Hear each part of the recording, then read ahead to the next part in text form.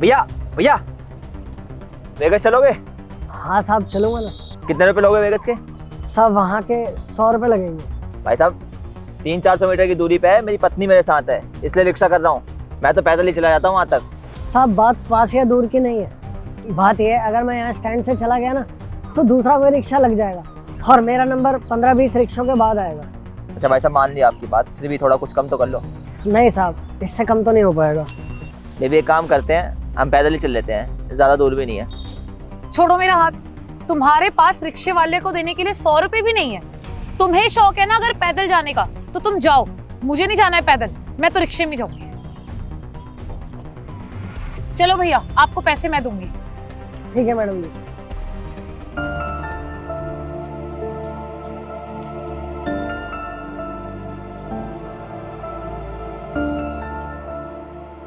बड़ी बड़ी परेशानियों में चट्टान की तरह खड़े रहने वाला मर्द अक्सर अपनों के तानों से टूट जाता है। आजकल किडनी में स्टोन होना कोई बड़ी बात नहीं है, होता रहता है, पर आप चिंता मत कीजिए, इसका इलाज भी है। डॉक्टर साहब, ऑपरेशन में कितना खर्चा आएगा? देखिए, ऑपरेशन में कम से कम 1-2 लाख रुपए तो खर्च होने ही है। इससे ज़्यादा हो सकते हैं और इससे कम नहीं होगा। 1-2 लाख रुपए? अब हम किसी सरकारी हॉस्पिटल में। तुम चिंता मत करो, मैं पैसों का इंतजाम कर लूँगा।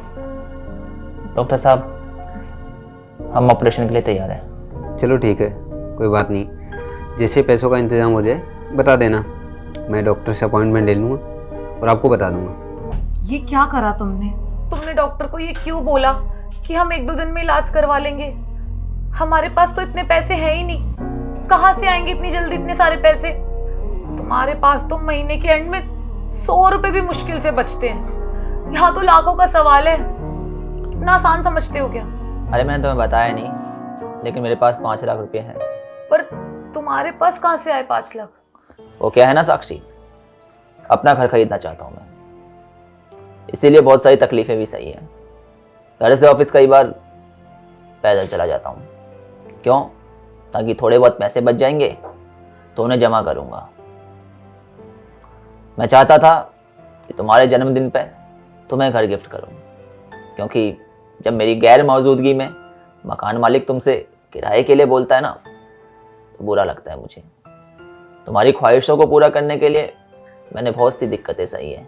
ये सब कुछ इसलिए कर रहा था क्योंकि एक मर्द जब अपने परिवार की ख्वाहिशों को पूरा नहीं कर पाता है तो वो टूट जाता है, क्योंकि उसे ऐसा लगता